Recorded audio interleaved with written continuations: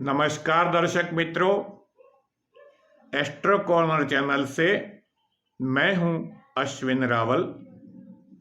आज हम एक बहुत ही इम्पोर्टेंट टॉपिक के ऊपर चर्चा करने जा रहे हैं। मेरा ये वीडियो बार बार सुनिए, ध्यान से सुनिए। ज्योतिष जो लोग सीख रहे हैं वो जो भी आपके दोस्त हैं वहाँ इसको भेजें, व्हाट्सएप करें। जितना हो सके इस वीडियो को आप शेयर करते रहें, क्योंकि कुछ बातें ऐसी होती है जो कहीं पुस्तकों में सिखाई नहीं जाती।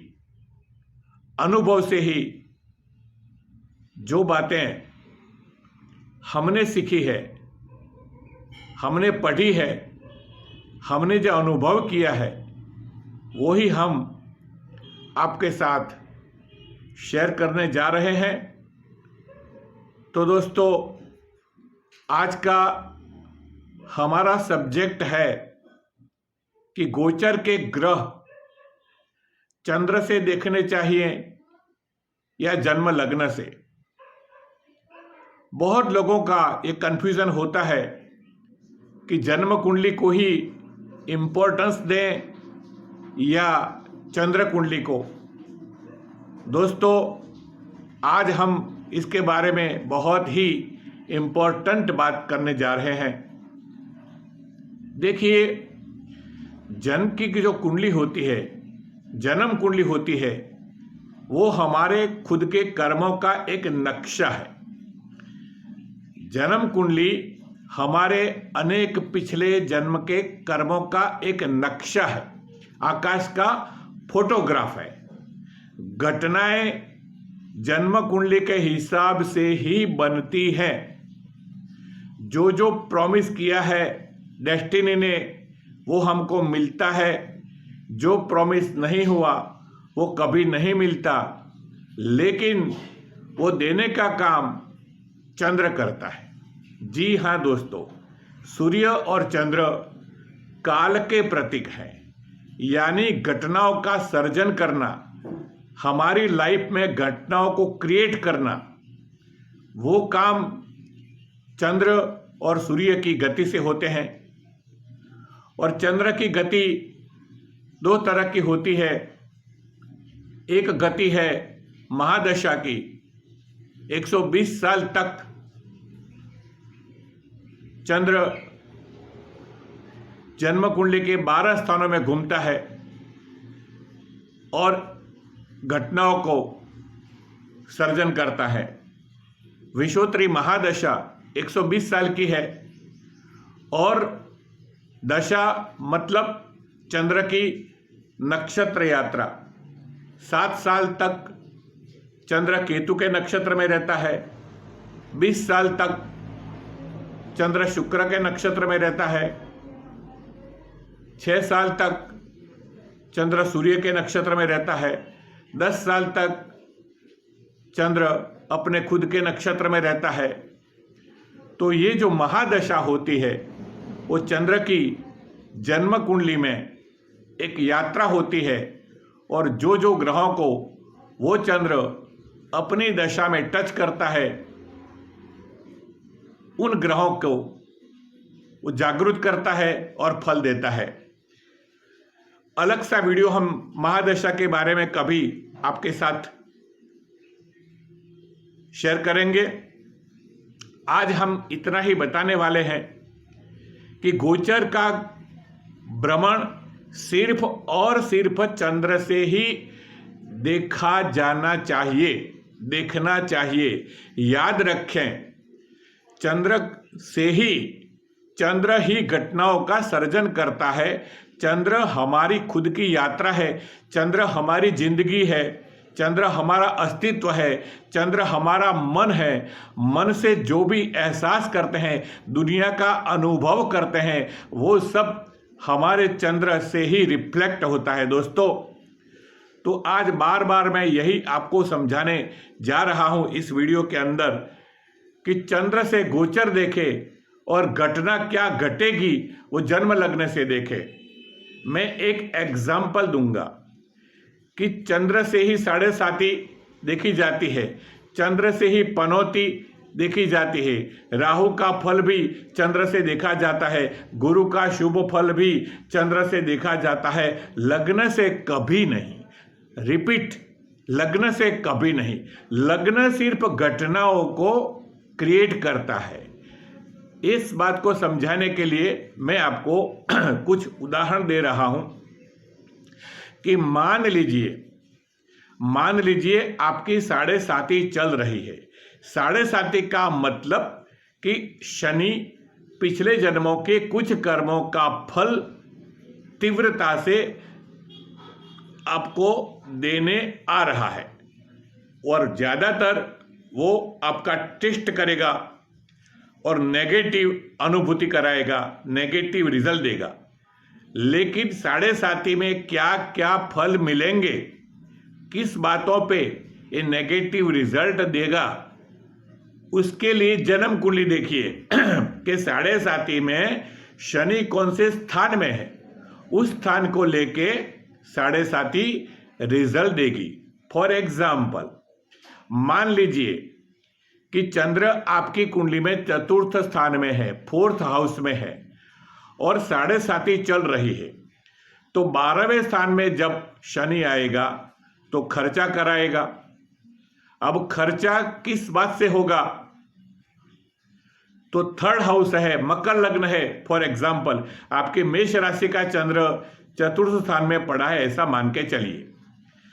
तो मकर लग्न में चंद्र मेष राशि का चतुर्थ स्थान में होता है।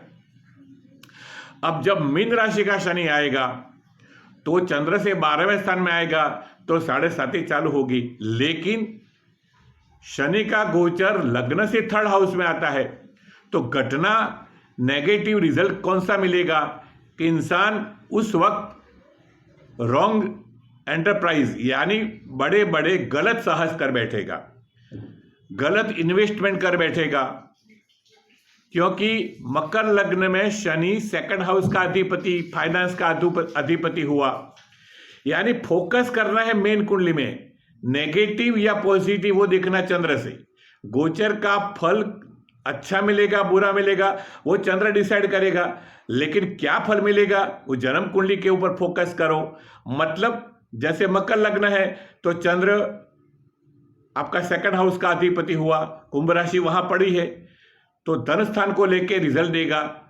अब 12वां स्थान चंद्र से हुआ तो नुकसान कराएगा। नुकसान कैसे कराएगा, तो थर्ड हाउस साहस का है, तो साहस ऐसे गलत साहस कराएगा, ऐसे कुछ कदम ऐसे आप उस वक्त लेंगे जिसके हिसाब से पूरा पैसा चला जाएगा।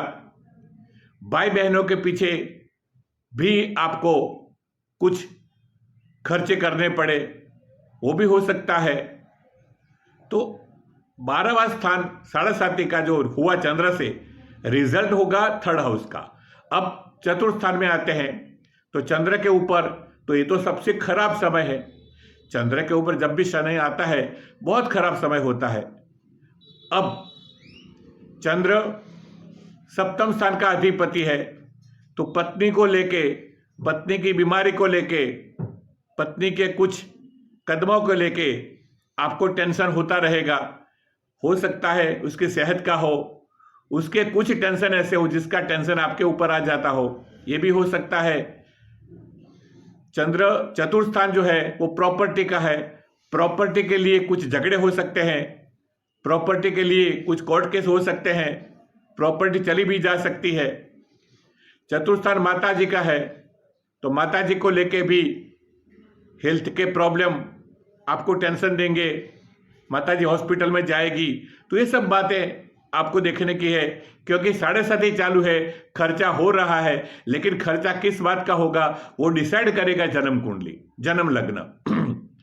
इसी तरह पंचम स्थान है, चंद्र वृषभ में, शनि वृषभ में जाएगा, तो साढ़े साती का लास्ट 2.5 साल का वो पीरियड होगा। अब पंचम स्थान संतान का है, एजुकेशन का है, तो वृषभ का शनि मकर लग्न के लिए संतान को लेके टेंशन देगा। एजुकेशन को लेके, अगर आप खुद स्टूडेंट हैं तो एजुकेशन को लेके बहुत सारे टेंशन वो शनि देगा। हायर एजुकेशन के लिए भी हो सकता है। पंचम स्थान स्टॉक मार्केट का है, तो हो सकता है स्टॉक मार्केट में बहुत सारे पैसे लगा हो और वो सब पैसे डूब जाए, ये भी हो सकता है, क्योंकि शनि पंचम स्थान में आके 11वें स्थान को भी देखेगा और धन स्थान को भी देखेगा, तो नेगेटिव रिजल्ट दे रहा है। 11वें स्थान को रिजल्ट दे रहा है नेगेटिव, सेकंड हाउस को रिजल्ट दे रहा है नेगेटिव, लेकिन सोर्स क्या है? पंचम स्थान का। तो पंचम स्थान लॉटरी, स्टॉक मार्केट, इन्वेस्टमेंट वगैरह आता है, तो इंसान ऐसे कुछ साहस करके स्टॉक मार्केट के थ्रू 11वें भाव को नुकसान करेगा, लाभ में खोट हो जाएगी, नुकसान हो जाएगा, सेकंड हाउस बैंक बैलेंस कम हो जाएगा। तो इस तरह दोस्तों पूरा का पूरा शनि का जो भी ट्रांजिट हो या राहु का जो भी ट्रांजिट हो, वो देखना चाहिए। खराब या अच्छा है वो चंद्र डिसाइड करेगा, और क्या रिजल्ट मिलेगा वो जन्म लग्न डिसाइड करेगा। जैसे चंद्र से 11वें स्थान में, पंचम स्थान में गुरु आता है तो बहुत फायदा करता है। चंद्र से नवम स्थान में गुरु आता है तो भी फायदा करता है। अब मान लीजिए ये मेष राशि का एग्जाम्पल हमने लिया। अब चंद्र गुरु जब धन राशि में आता है तो धन राशि विदेश की है, तो हो सकता है गुरु विदेशी बातों से आपको फायदा कर सकता है। फॉरेन कनेक्शन आपके जागरूक करेगा, फॉरेन से कोई बेनिफिट आपको मिल सकता है, फॉरेन की यात्रा भी हो सकती है और वहां से आपको पैसे मिल सकते हैं, क्योंकि चंद्र से नवम में है। लेकिन है कहाँ? मकर लग्न में 12वें स्थान में, यानी विदेश स्थान में है। चंद्र से 11वें स्थान में गुरु आएगा तो वो कुंभ राशि में आएगा, धन स्थान में आएगा तो वो फायदा करेगा, तो बैंक बैलेंस को बढ़ाएगा, क्योंकि चंद्र से 11वां स्थान है, अच्छा रिजल्ट भी देता है और सेकंड हाउस भी होता है, तो डबल बेनिफिट आपको होता है। तो बैंक बैलेंस बढ़ेगा, फैमिली को लेके बहुत खुशियां जीवन में लाएगा, कोई और मेंबर आएगा, बच्चों का जन्म हो सकता है परिवार में, या बेटी की शादी हो सकती है। तो ये सब घटनाएं भी गुरु सेकंड हाउस में देगा, चंद्र से 11वें स्थान में है। इसीलिए राहु नेगेटिव चलता है, तो चंद्र से राहु 12वें स्थान में है तो नुकसान कराएगा। लेकिन नुकसान किस बात को कराएगा, वो कौन से स्थान में है उसको लेके, मतलब आप समझा करो कि गोचर के ग्रह जो भी चलते हैं वो जन्म कुंडली में सिर्फ आपके कर्मों को जागरूक करते हैं। आपकी कुंडली में जो जो डिपार्टमेंट है कुंडली के अंदर, वो डिपार्टमेंट को एक्टिवेट करते हैं, वो डिपार्टमेंट का ही रिजल्ट मिलता है। जैसे जन्म कुंडली का 12वां स्थान है, विदेश गमन का है, हॉस्पिटल का है, बंधन योग है, तो वो सब होगा, 12वां स्थान एक्टिवेट होगा तब। लेकिन रिजल्ट कब मिलेगा? जब चंद्र बिगड़ेगा, जब चंद्र बिगड़ेगा तब, यानी चंद्र के से जब नेगेटिव रिजल्ट मिलेगा या नेगेटिव दशा का मतलब भी वही है कि चंद्र बिगड़ता है ना।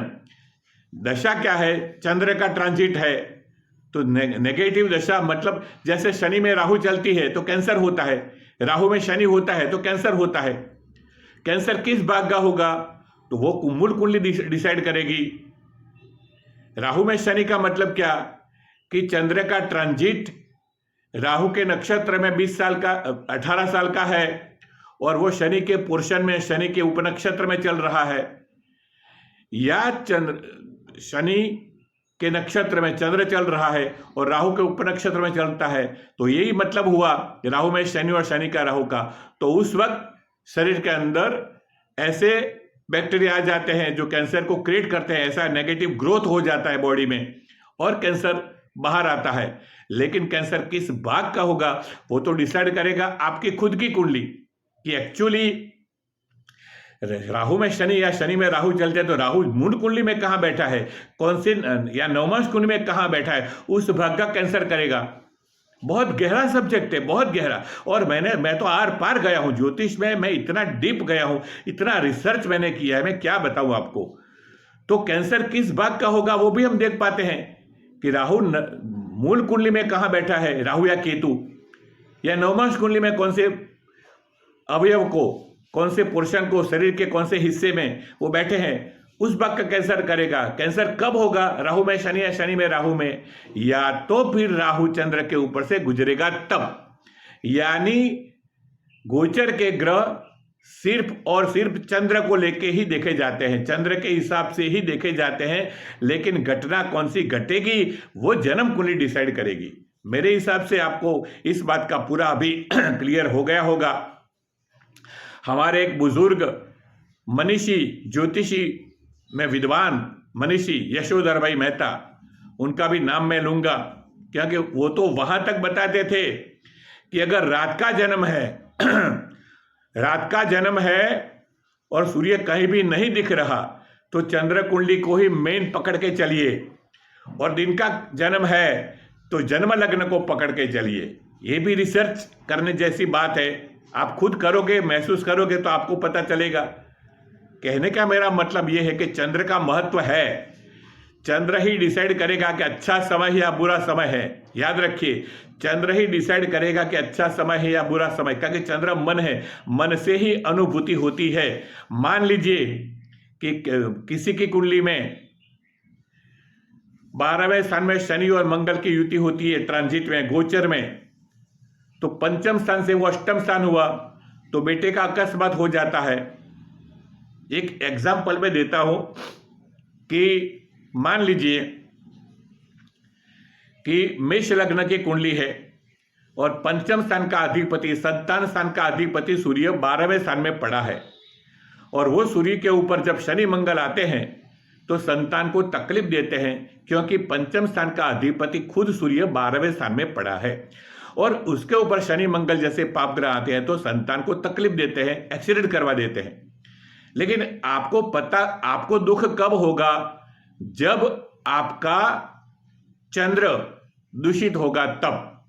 मतलब आपका चंद्र गोचर में जब शनि के ऊपर या मंगल के ऊपर आएगा तब आपको पता चलेगा कि हाँ उसका एक्सीडेंट हुआ है। तब तक आपको तो पता ही नहीं चलेगा। जो हो सकता है अमेरिका में लड़का रहता हो और एक दिन के बाद 24 घंटे के बाद आपको पता चले कि बेटे को एक्सीडेंट हुआ है, हो गया एक्सीडेंट मूल कुंडली के हिसाब से, लेकिन आपको शॉक लगा, आप डिप्रेशन में आ गए, बेहोश हो गए। कब? जब आपका चंद्र आपके शनि या मंगल या राहु के ऊपर आया तब आपको पता चला। तो दोस्तों, चंद्र का ट्रांजिट ही इंपॉर्टेंट है घटनाओं को देखने के लिए, अनुभव करने के लिए, फीलिंग्स क्रिएट करने के लिए, शोक, आनंद जो भी हमारे अंदर पैदा होते हैं वो चंद्र डिसाइड करता है। और चंद्र जब दूषित होता है तब दुर्घटनाएं होती है। चंद्र से ही गोचर देखा जाता है, चंद्र से गुरु अच्छा स्थान पकड़ता है तो बहुत खुशियां देता है, लेकिन खुशियां क्या आएगी, शादी होगी या नहीं, बच्चा होगा, संतान होगा, प्रेगनेंसी होगी, वो सब डिसाइड करता है आपका खुद का जन्म लग्न, चंद्र लग्न नहीं। घटना होती है जन्म लग्न से, कौन सा स्थान एक्टिवेट होता है उसके हिसाब से अच्छा या बुरा फल चंद्र के गोचर से हो सकता है। मेरा आज का वीडियो आपको बहुत पसंद आया होगा, बहुत लाइक करिए, बहुत लोगों तक ऐसे वीडियो पहुंचाए। जितना रिस्पांस मिलना चाहिए इतना नहीं मिल रहा, क्योंकि लोगों तक वीडियो पहुंचता नहीं है। मेरी आपसे यही प्रार्थना है कि ऐसे ज्ञान को ज़्यादा से ज़्यादा लोगों तक पहुंचाए, ताकि ज्योतिष का ज्ञान फैलता रहे। हम ये जो सेवा कर रहे हैं वो सबको उसका बेनिफिट मिले, यही हमारी भावना है दोस्तों। बस आज इतना ही। आप अपने निजी प्रॉब्लम के लिए हमारा संपर्क बेशक कर सकते हैं। नमस्कार।